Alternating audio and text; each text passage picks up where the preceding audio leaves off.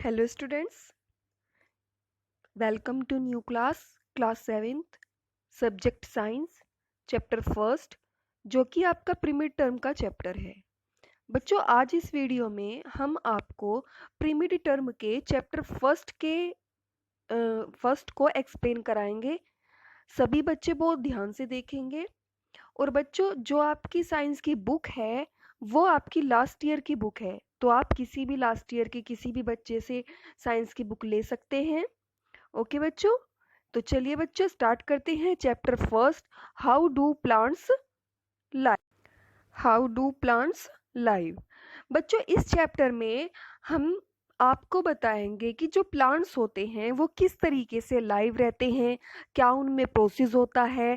ठीक है बच्चों, वो अपना खाना कैसे बनाते हैं, कैसे उनका न्यूट्रिशन होता है और न्यूट्रिशन कितने टाइप्स का होता है, इन सब के बारे में आपको बताएंगे। तो चलिए बच्चों स्टार्ट करते हैं। आपका पेज नंबर है, आपकी बुक का page number 13, chapter first, how do plants live. Now start. सबसे पहले हमारी जो हेडिंग आती है वो न्यूट्रिशन आती है। ठीक है बच्चों, कि न्यूट्रिशन होता क्या है। सबसे पहले हमारे जो लाइफ होती है, लाइफ में डिफरेंट प्रोसेस होते हैं। ठीक है, यानी कि जितनी भी हमारी लिविंग थिंग्स होती हैं, लिविंग थिंग्स कौन सी होती है, जैसे कि प्लांट्स है, एनिमल्स है, ये सभी क्या है, लिविंग थिंग्स होती हैं। ठीक है, जो लिविंग थिंग्स होती हैं वो जन्म से लेकर मृत्यु तक उनकी लाइफ में डिफरेंट प्रोसेस होते हैं, जिनको लाइफ प्रोसेस कहा जाता है। इनमें से ही एक प्रोसेस आपका होता है न्यूट्रिशन। और डिफरेंट प्रोसेस वो कौन कौन से हैं, जैसे कि nutrition, respiration, circulation and excretion are important life process for all of us. यानी कि जितने भी लिविंग ऑर्गेनिज्म होते हैं उन सभी में ये प्रोसेस होते हैं। सबसे पहले हम पढ़ेंगे न्यूट्रिशन के बारे में कि भाई न्यूट्रिशन जो है वो होता क्या है। ठीक है, न्यूट्रिशन का मतलब होता है, हिंदी में मतलब होता है पोषण। क्या होता है? पोषण, जो कि हमारा फूड से होता है। किससे होता है? फूड से होता है। ठीक उसी तरीके से प्लांट्स का होता है और एनिमल्स का होता है। ठीक है बच्चों, आगे आ जाइए। जो न्यूट्रिशन होता है वो फूड से होता है। सबसे पहले हम बात करते हैं प्लांट्स की, कि जो ग्रीन प्लांट्स होते हैं वो अपना भोजन जो बनाते हैं वो फोटोसिंथेसिस प्रोसेस से बनाते हैं। किससे बनाते हैं? फोटोसिंथेसिस प्रोसेस से। और फोटोसिंथेसिस प्रोसेस से वो अपना भोजन जो बनाते हैं, उसी भोजन से उनका क्या होता है? न्यूट्रिशन होता है। अब फोटोसिंथेसिस प्रोसेस होता क्या है और उसके प्रोसेस को करने के लिए हमें किन किन चीज़ों की ज़रूरत होती है, उसके बारे में बात करते हैं। जो फोटोसिंथेसिस प्रोसेस होता है, तो फोटोसिंथेसिस प्रोसेस ग्रीन प्लांट्स में होता है। किस में होता है? ग्रीन प्लांट्स में। जब green plants carbon dioxide, sunlight, water और क्लोरोफिल, इनकी प्रेजेंस में जब अपना भोजन बनाते हैं, तो इस प्रोसेस को क्या कहा जाता है? फोटोसिंथेसिस कहा जाता है। और फोटोसिंथेसिस प्रोसेस में अगर इनमें से कोई एक भी मटेरियल अब्सेंट हो जाता है तो फोटोसिंथेसिस का प्रोसेस कंप्लीट नहीं होता। ठीक है, तो ये ग्रीन प्लांट्स जो होते हैं, जितने भी ग्रीन प्लांट्स होते हैं उन सभी में क्लोरोफिल प्रेजेंट होता है। ग्रीन प्लांट्स में, जो कि फोटोसिंथेसिस प्रोसेस में उनकी हेल्प करते हैं। फोटो का मतलब होता है लाइट, लाइट मतलब सनलाइट। ठीक है, और सिंथेसिस का मतलब होता है पुटिंग टुगेदर। ठीक है, यानी कि जो भी हमारे ग्रीन प्लांट्स होते हैं वो सनलाइट, क्लोरोफिल, कार्बन डाइऑक्साइड की हेल्प से अपना भोजन बनाते हैं, और ये प्रोसेस उनका कहलाता है फोटोसिंथेसिस प्रोसेस। ठीक है बच्चों, और जो एनिमल्स होते हैं वो अपने भोजन के लिए दूसरों पर डिपेंड रहते हैं, यानी कि एनिमल्स पर और प्लांट्स पर डिपेंड रहते हैं। आगे आ जाइए। जो न्यूट्रिशन होता है, न्यूट्रिशन टू टाइप्स का होता है। कितने टाइप्स का होता है? टू टाइप्स का होता है। एक तो होता है ऑटोट्रोपिक न्यूट्रिशन, एक होता है हेटरोट्रोपिक न्यूट्रिशन। ठीक है बच्चों, तो सबसे पहले हम पढ़ेंगे जो ऑटोट्रोपिक न्यूट्रिशन होता है। ऑटोट्रोपिक न्यूट्रिशन हमेशा ग्रीन प्लांट्स में होता है। किस में होता है? ग्रीन प्लांट्स में। यानी कि जितने भी ग्रीन प्लांट्स होते हैं वो सभी अपना भोजन स्वयं बनाते हैं, और जो अपना भोजन स्वयं बनाते हैं उनको ऑटोट्रोप्स कहा जाता है, और उनसे होने वाले न्यूट्रिशन को ऑटोट्रोपिक न्यूट्रिशन कहा जाता है। आगे है इसमें हेटरोट्रोपिक न्यूट्रिशन।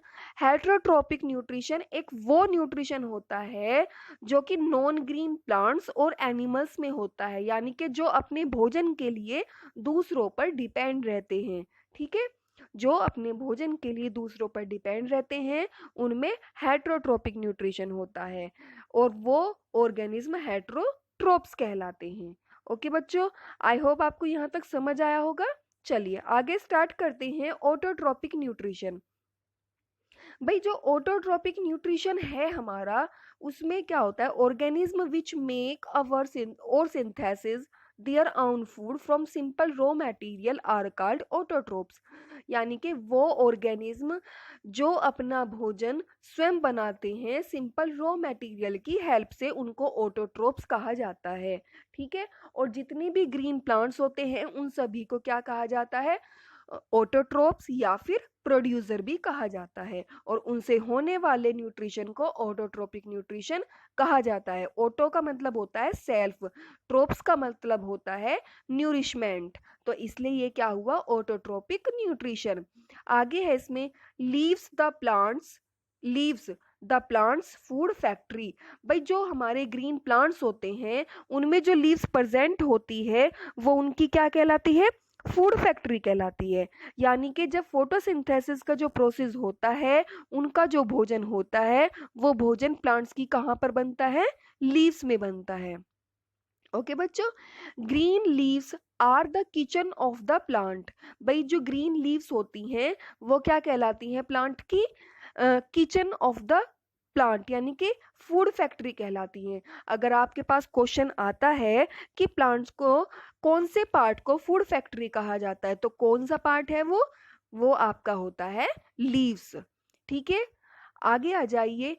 लीव्स जो होती हैं उनमें वो ग्रीन कलर की होती हैं, और उनमें क्लोरोप्लास्ट, यानी कि जो उनका ग्रीन कलर होता है वो क्लोरोप्लास्ट, और उसमें जो ग्रीन पिगमेंट होता है क्लोरोफिल के कारण होता है, जो कि क्या करता है? सनलाइट को एब्जॉर्ब करता है, और सनलाइट को एब्जॉर्ब करके वो उसको केमिकल एनर्जी में कन्वर्ट कर देता है। आगे आपके पास एक फोटोसिंथेसिस की रिएक्शन लिखी हुई है, यानी कि ये आपकी रिएक्शन है जो फोटोसिंथेसिस प्रोसेस को शो करती है। ठीक है बच्चों, क्वेश्चन आ जाता है कि फोटोसिंथेसिस प्रोसेस की जो केमिकल रिएक्शन है वो क्या है, उसको लिखने के लिए आ सकता है।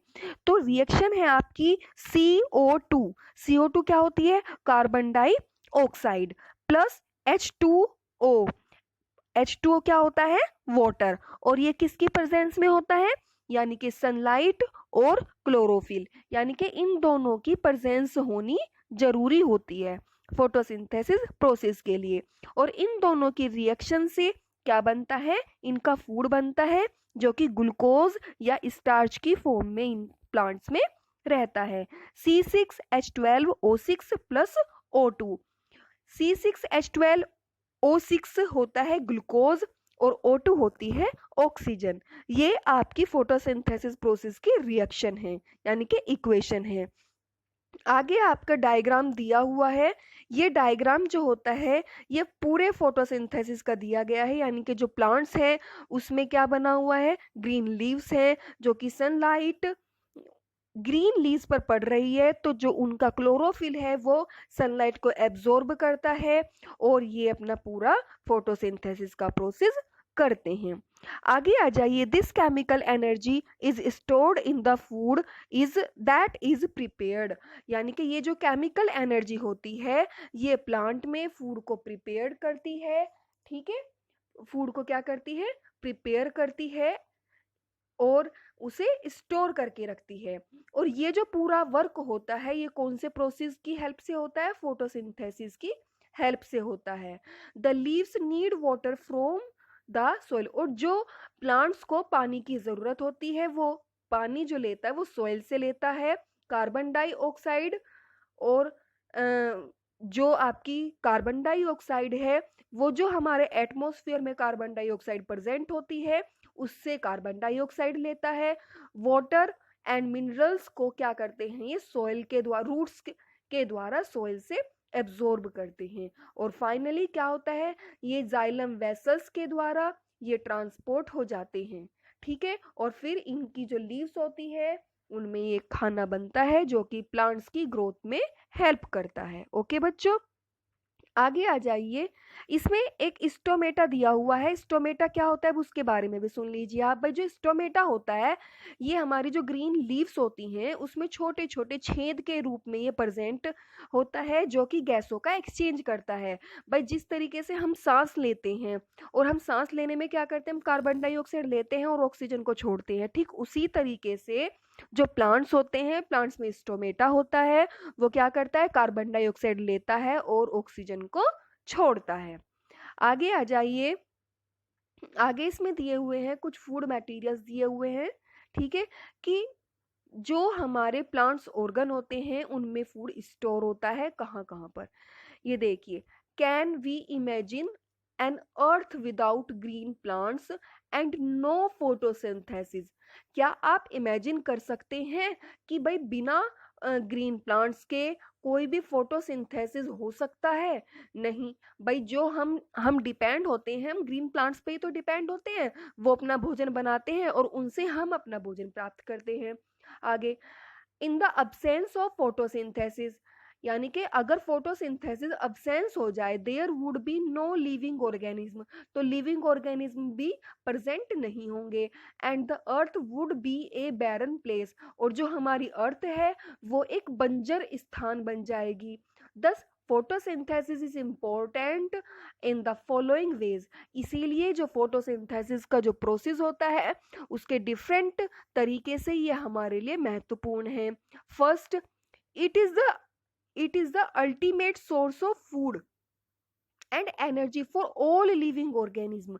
भाई जितने भी लिविंग ऑर्गेनिज्म होते हैं उन सभी के लिए ये क्या होता है, फूड और एनर्जी का एक सोर्स होता है।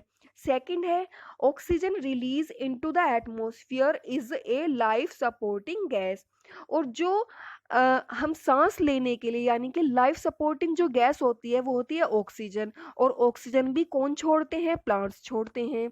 आगे, the process help in maintaining balance between oxygen and carbon dioxide in the atmosphere, और ये क्या काम करते हैं, जो हमारा एटमॉस्फेयर होता है उसमें ऑक्सीजन और कार्बन डाइऑक्साइड को बैलेंस करके रखते हैं, कौन, ग्रीन प्लांट्स। इसीलिए कहते हैं कि हमें ज़्यादा से ज़्यादा ग्रीन प्लांट्स लगाने चाहिए। आगे, all green plants prepared food as glucose. भाई जितने भी ग्रीन प्लांट्स होते हैं वो प्रिपेयर करते हैं फूड को, किसकी फॉर्म में, ग्लूकोज की फॉर्म में, ए टाइप ऑफ कार्बोहाइड्रेट, और वो टाइप क्या होता है, कार्बोहाइड्रेट होता है। They store food as starch, और वो फूड किस चीज में स्टोर होता है, स्टार्च की फॉर्म में होता है। A complex insoluble form of carbohydrate, जो कि कार्बोहाइड्रेट की इनसॉल्युबल फॉर्म होती है। These are stored in different storage organs like root, stem, leaf, fruit and seed। और ये जो कार्बोहाइड्रेट होता है ये डिफरेंट फूड में स्टोर होता है। वो कौन से हैं, जैसे कि रूट्स में, स्टेम में, लीव्स में, फ्रूट्स में, बीज में, सीड में, इन सब में प्रेजेंट होता है। जैसे कि फ्रूट्स के रूप में एन एप्पल, मैंगो, रूट्स के रूप में कैरेट, ये सब दिए हुए हैं, ठीक है। आगे, नट्स सीड के रूप में, सुगर केन स्टेम के रूप में, कलीफ्लावर फ्लावर्स के रूप में, और जो आपके पटेटो हैं ये स्टेम्स के रूप में। तो ये सभी जो है हमें डिफरेंट डिफरेंट उसमें ऑर्गन्स में मिलते हैं जो हमारे प्लांट्स के होते हैं। ओके बच्चों, आगे आ जाइए। आगे हमारी कुछ एक्टिविटी दी हुई है, ठीक है। इन एक्टिविटी को सभी बच्चे वो ध्यान से देखेंगे। भाई आपने देखा होगा कि जो प्लांट्स होते हैं वो डिफरेंट डिफरेंट कलर्स के होते हैं, यानी कि जो प्लांट्स की लीव्स होती हैं। कभी कभी देखा होगा कि कुछ लीव्स रेड कलर की होती हैं, कुछ लीव्स येलो कलर की होती हैं, अधिकतर लीव्स का कलर क्या होता है, ग्रीन कलर होता है। तो हमें ये देखना है कि क्या फोटोसिंथेसिस प्रोसेस के लिए क्लोरोफिल का होना जरूरी है। तो इसकी प्रेजेंस को हमें कंफर्म करने के लिए हमें एक्सपेरिमेंट करना होता है। तो सबसे पहले हम क्या करेंगे, जो हमारी एक्टिविटी नंबर 1 थी, ठीक है, एक्टिविटी नंबर 1 में हमें ये देखना है कि क्या इस लीव्स में स्टार्च प्रेजेंट है या नहीं। तो चलिए, डायग्राम आपको दिखाई दे रहा है कि एक लीफ है। ओके बच्चों, लीफ जो वो है वो ग्रीन कलर की लीफ है। तो सबसे पहले हम उसको क्या करेंगे, वाटर में बॉईल करेंगे, यानी कि पानी में उसको उबालेंगे। उबालने के बाद फिर हम उसे कुछ समय के लिए किसमें, अल्कोहल में रखते हैं। ठीक है, अल्कोहल में रखने के बाद थोड़ा हम उसको क्या देते हैं, थोड़ा यानी कि अल्कोहल में रखेंगे। अल्कोहल से निकालने के बाद फिर हम उसे वाटर में रखकर बॉईल करेंगे फिर दोबारा से। और फिर उसको क्या करेंगे, उसमें उसे थोड़ा पानी से साफ करके उस उसमें आयोडीन सॉल्यूशन डालते हैं। क्या डालते हैं, आयोडीन सॉल्यूशन डालते हैं। अगर उस लीव्स का कलर ब्लू ब्लैक हो जाता है आयोडीन सॉल्यूशन को डालने के बाद, तो उसका मतलब होता है कि उसमें स्टार्च प्रेजेंट है, यानी कि उस लीव्स में फूड बना है। और अगर वो कलरलेस हो जाती है तो उसका मतलब होता है कि इसमें फूड नहीं बना है। ओके बच्चों, और एक क्वेश्चन है जो बहुत ज्यादा इंपॉर्टेंट है। ये पूछ लिया जाता है कि प्लांट्स में स्टार्च की प्रेजेंस के लिए हमें कौन सा टेस्ट करना होता है। तो वो टेस्ट होता है आयोडीन सॉल्यूशन से। ठीक है, आगे आ जाइए, एक्टिविटी 2। एक्टिविटी 2 में भी क्या दिया हुआ है, इसमें एक डिफरेंट तरीके की लीव्स दी हुई है। और उस डिफरेंट तरीके के लीव्स यानी कि जो बीच से रेड है या पिंक है, और साइड से कैसी है, वो ग्रीन है, यानी कि उसमें ग्रीन के अलावा डिफरेंट कलर है, पर्पल। अब जब हम उसमें आयोडीन सॉल्यूशन डालेंगे तो जहां पर हमारा ग्रीन कलर है वो कलर तो हो जाएगा ब्लू ब्लैक, और जहां पर पर्पल कलर है वो कलर हो जाएगा कलरलेस। तो इसका मतलब होता है जहां पर ग्रीन प्लांट है वहां पर तो भोजन ग्रीन कलर है वहां पर तो भोजन बना है, और जहां पर ग्रीन कलर नहीं है वहां पर भोजन नहीं बना है। ओके बच्चों, थर्ड पार्ट में भी यही दिखाया गया है कि हमें कोई भी लीफ दी हुई है, हमने उसे कोई भी शेप में कट करके उस पर कुछ टिक लगाया हुआ है। हम इसमें क्या देखेंगे, हम इसमें सनलाइट का कर रहे हैं। कोई कोई भी हमने प्लांट लगाया हुआ है, उसकी किसी भी लीफ पर हमने ब्लैक कलर की स्ट्रिप लगा दी है। ठीक है, और सूरज की रोशनी लीव्स के जितने पार्ट पर पड़ेगी उतने पार्ट पर जब हम आयोडीन सॉल्यूशन से एक्सपेरिमेंट करते हैं तो उसका मतलब होता है कि इसमें फूड बना है। और जहां पर स्ट्रिप लगी हुई थी वहां पर वो कलरलेस हो जाता है, इसका मतलब होता है कि वहां पर खाना नहीं बना है। तो इन तीनों ही एक्टिविटी से हमें पता चलता है कि फोटोसिंथेसिस प्रोसेस के लिए हमारी जो क्लोरोफिल है, जो सनलाइट है, जो कार्बन डाइऑक्साइड है, इन सभी का होना बहुत ज्यादा जरूरी होता है, क्योंकि अगर ये नहीं होंगी तो आपका भोजन नहीं बनेगा। ओके बच्चों, आगे आ जाइए, एक्टिविटी नंबर 4 भी दी हुई है, to show that oxygen is evolve during photosynthesis. भाई इसमें ये भी देखा गया है कि फोटोसिंथेसिस प्रोसेस के लिए जो ऑक्सीजन होती है वो भी क्या जरूरी है या नहीं है। ठीक है, तो इसमें दिया हुआ है to show that oxygen is evolve during photosynthesis. हमें इसके लिए कौन कौन से मटेरियल की रिक्वायरमेंट होती है, एक बीकर चाहिए होता है, हाइड्रिला, फनल, टेस्ट ट्यूब और वाटर, इन सब चीजों की जरूरत होगी। प्रोसेस क्या है, टेक सम हाइड्रिला प्लांट। भाई हमने कुछ हाइड्रिला प्लांट लिए हैं और put them in a beaker, और उन्हें किस में डाल दिया, हमने एक बीकर में डाल दिया, filled up their fourth with water. और फिर हमने उस बीकर को 3/4 पार्ट तक वाटर उसमें फिल कर लिया। आगे, cover the plant with A short stemmed funnel, और फिर उसके बाद क्या किया, हमने उसमें एक फनल को उसमें डाला और उसे उल्टा मतलब उस फनल को उल्टी लटका दी, उसमें उल्टी डाल दी।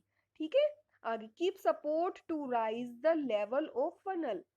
ठीक है, अब हमें क्या करना है, हमें उसकी सपोर्ट के लिए एक टेस्ट ट्यूब को उसकी सपोर्ट के लिए उसमें हमने डाल दिया, जो कि पानी में बिल्कुल डूबी हुई थी।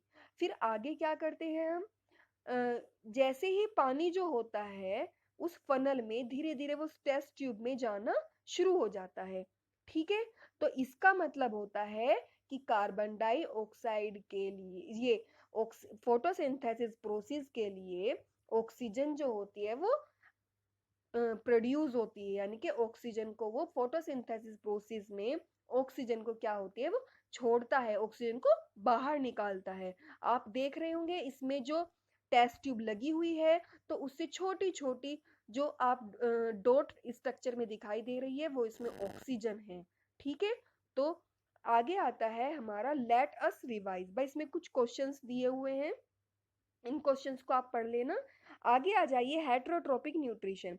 हेटरोट्रोपिक न्यूट्रिशन का मतलब क्या होता है कि वे ऑर्गेनिज्म जो अपने भोजन के लिए दूसरों पर डिपेंड रहते हैं हेटरोट्रोप्स कहलाते हैं, और उनसे होने वाले न्यूट्रिशन को हेटरोट्रोपिक न्यूट्रिशन कहा जाता है। ओके बच्चों, जो हेटरोट्रोपिक न्यूट्रिशन होता है वो नॉन ग्रीन प्लांट्स और एनिमल्स में होता है। हेटरोट्रोपिक न्यूट्रिशन प्लांट्स में तीन तरीके का होता है, एक तो होता है सेप्रोट्रोपिक न्यूट्रिशन, एक होता है पैरासाइटिक न्यूट्रिशन, एक होता है सिम्बायोटिक न्यूट्रिशन। सबसे पहली हेडिंग हम पढ़ते हैं सेप्रोट्रोपिक न्यूट्रिशन, कि सेप्रोट्रोपिक न्यूट्रिशन होता क्या है। ठीक है बच्चों, जो सेप्रोट्रोपिक न्यूट्रिशन होता है इसमें सबसे पहले हमें पता होना चाहिए कि सेप्रोट्रोप्स होते क्या हैं। ठीक है, सेप्रोट्रोप्स कौन से होते हैं भाई, वो ऑर्गेनिज्म जो अपना भोजन डेड एंड डिकेइंग मटेरियल से प्राप्त करते हैं वो सेप्रोट्रोप्स होते हैं, और उनसे होने वाले न्यूट्रिशन को सेप्रोट्रोपिक न्यूट्रिशन कहा जाता है। ओके बच्चों, जैसे कि आपने देखा होगा कि आपके घरों में कुछ सब्जियां रहती हैं या फल रहते हैं, जब वो खराब हो जाते हैं तो वो हमसे तो डेड हो जाते हैं।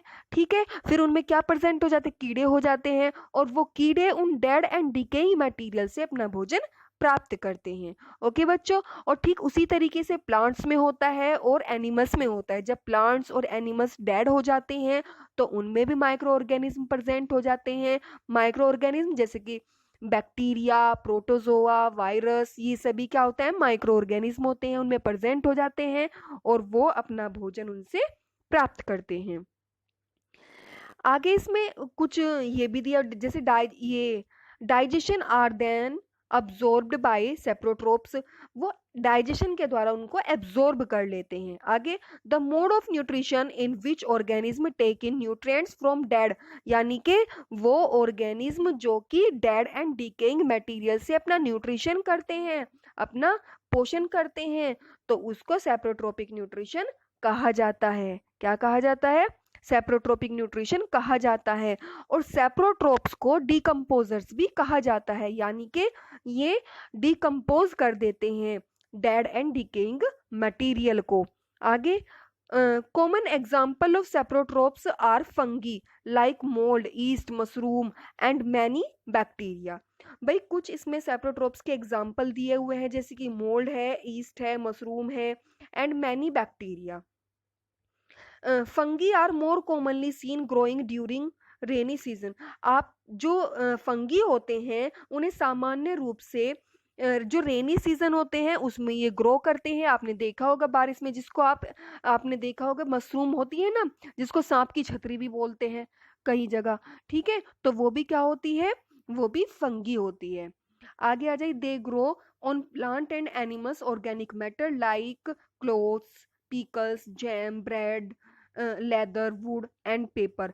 तो ये सभी जो होते हैं ये प्लांट्स और एनिमल्स के ऑर्गेनिक मैटर, जो ऑर्गेनिक में इन पर क्या करते हैं, ये ग्रो करते हैं। ठीक है बच्चों, आगे आ जाइए, इसमें देखिए एक्टिविटी नंबर 5 में आपको एक फंगी के रूप में बताया गया है। फंगी कौन सी? एक ब्रेड मोल्ड होती है। ठीक है, आपने देखा होगा कि जब हमारे घर में कोई ब्रेड होती है और रोटी होती है, जब वो बहुत दिनों तक रखी रहती है तो उस पर एक फुई टाइप लग जाती है जिसको हम फंगस बोलते हैं। ठीक है, आगे आ जाइए। नेक्स्ट हेडिंग आती है हमारी पैरासाइटिक न्यूट्रिशन। भाई पैरासाइटिक न्यूट्रिशन क्या होता है? पैरासाइटिक ऑर्गेनिज्म लाइव और ऑन और inside other living organism called host. भाई जो पैरासाइटिक ऑर्गेनिज्म होते हैं वो जीवित होते हैं हमारे अंदर भी, यानी कि लिविंग ऑर्गेनिज्म के अंदर भी और बाहर भी। जो हमारी बॉडी में आते हैं उनको होस्ट कहा जाता है, मतलब जिसकी बॉडी में वो आते हैं उनको होस्ट कहा जाता है, और जो जो आता है वो गेस्ट कहलाता है। And derive their food from them the mode of nutrition. और वो क्या करते हैं, वहां से अपना भोजन बनाते हैं, अपना भोजन प्राप्त करते हैं। उनको क्या कहा जाता है? पैरासाइट्स कहा जाता है, और उनसे होने वाले न्यूट्रिशन को पैरासाइटिक न्यूट्रिशन कहा जाता है। जैसे कि आपने देखा होगा, मॉस्किटो देख लीजिए। मॉस्किटो क्या करता है? हमारी बॉडी से हमारे ब्लड को क्या करता है? शक करता है, चूसता है। ठीक है, तो वो क्या करेगा हमारी बॉडी के लिए? वो तो हम उसके के लिए क्या होंगे? मॉस्किटो के लिए हम क्या होंगे? हमारी बॉडी क्या होगी? होस्ट। ठीक है, और मॉस्किटो हमारे लिए क्या होता है? गेस्ट। ठीक है, और वो हमारी बॉडी से अपना न्यूट्रिशन करता है, और इस न्यूट्रिशन को क्या कहा जाता है? पैरासाइटिक न्यूट्रिशन कहा जाता है। आगे आ जाइए, पैरासाइटिक प्लांट्स। अब पैरासाइटिक प्लांट्स भी दो तरीके के होते हैं। एक तो होते हैं टोटल पैरासाइट्स, और एक होते हैं पार्शियल पैरासाइट। टोटल पैरासाइट्स का मतलब यानी कि जो पूरी तरीके से पैरासाइट्स होते हैं, और पार्शियल पैरासाइट्स वो होते हैं जो थोड़ा कम पैरासाइट्स होते हैं। जैसे कि these plants can not make their food and derive all of it from the host on which they are totally dependent throughout their life। यानी कि ये वो प्लांट्स हैं जो अपना भोजन नहीं बनाते और पूरी तरीके से होस्ट की बॉडी पर डिपेंड रहते हैं अपने भोजन के लिए। इनमें जो प्लांट्स होते हैं यानी कि टोटल पैरासाइट्स प्लांट्स जो होते हैं वो अमरबेल होती है, जिसको कसकटा भी कहा जाता है। ठीक है, तो ये क्या होता है? पैरासाइट्स प्लांट हैं जो कि टोटल पैरासाइट्स हैं। और पार्शियल पैरासाइट्स यानी कि वो थोड़ा कम होते हैं। They have green leaves and therefore can make food. इनमें ग्रीन लीव्स प्रेजेंट होती है और ये भोजन भी बनाते हैं। However, they get water and minerals they need for making food। इन्हें वाटर और मिनरल्स की जरूरत होती है भोजन को बनाने के लिए। कहाँ पर? होस्ट प्लांट में। यानी कि ये किसी प्लांट पर जाकर अपना भोजन बनाते हैं, और अपना भोजन बनाने के लिए इन्हें वाटर और मिनरल्स की जरूरत होती है। ओके बच्चों, और इसमें कुछ इसके एग्जाम्पल भी दिए हुए हैं। आगे आ जाइए, सिम्बायोटिक न्यूट्रिशन। भाई सिम्बायोटिक न्यूट्रिशन क्या होता है? सिम्बायोटिक न्यूट्रिशन होता है two organism living in close association with each other being of mutual benefits are called symbiotes. यानी कि जो सिम्बायोटिक न्यूट्रिशन होता है उसमें दो ऑर्गेनिज्म होते हैं, दो लिविंग ऑर्गेनिज्म होंगे, और उन दोनों के बीच में एक दूसरे की चीजों का आदान प्रदान होगा, और ये जो रिलेशनशिप कहलाती है ये सिम्बायोट्स कहलाती है। क्या कहलाती है? सिम्बायोट्स कहलाती है, और ये प्रोसेस सिम्बायोसिस कहलाता है। आया समझ में? आगे, the mode of nutrition in which A close relationship between two organism. यानी कि उन दो ऑर्गेनिज्म के बीच में होने वाले उस रिलेशनशिप से होने वाला न्यूट्रिशन, वो न्यूट्रिशन क्या कहलाता है? सिम्बायोटिक न्यूट्रिशन कहलाता है। और ये किस में देखने के लिए मिलता है? लाइकेन्स। लाइकेन्स जो होता है इसका एक एग्जाम्पल है जिसमें दो ऑर्गेनिज्म होते हैं। एक होता है एल्गी जो कि ऑटोट्रोफ्स होते हैं, एक होता है फंगी जो कि सेप्रोट्रोप्स होते हैं, और ये एक दूसरे को लाभ पहुंचाते हैं। ठीक है, आगे आ जाइए, राइजोम। एक होता है rhizome. Rhizome the bacterium living in association with root nodules of legumes plant is another example. और इसका एक दूसरा एग्जाम्पल होता है राइजोबियम।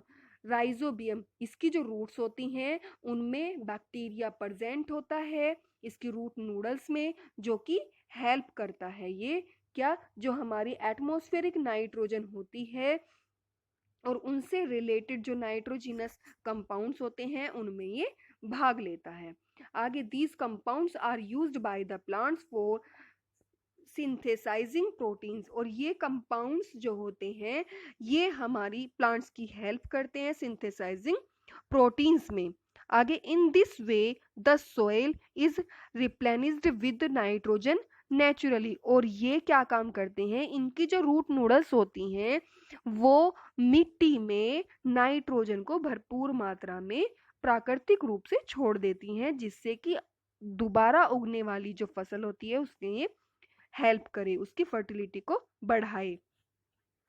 आगे है इसमें synthesis of other organic compound, इसमें अब कुछ ऑर्गेनिक कंपाउंड्स दिए हुए हैं जिनके बारे में बताया गया है। एक है इसमें नाइट्रोजन फिक्सेशन, कि नाइट्रोजन फिक्सेशन क्या होता है, the conversion of free nitrogen of the atmosphere, भाई जो हमारा एटमोस्फियर है उसमें जो नाइट्रोजन है वो डायरेक्ट हमारे इन्वायरमेंट में नहीं आती है, वो नाइट्रोजिनस कंपाउंड्स के रूप में अवेलेबल करते हैं प्लांट्स, ठीक है, और इनको नाइट्रोजन फिक्सेशन कहा जाता है।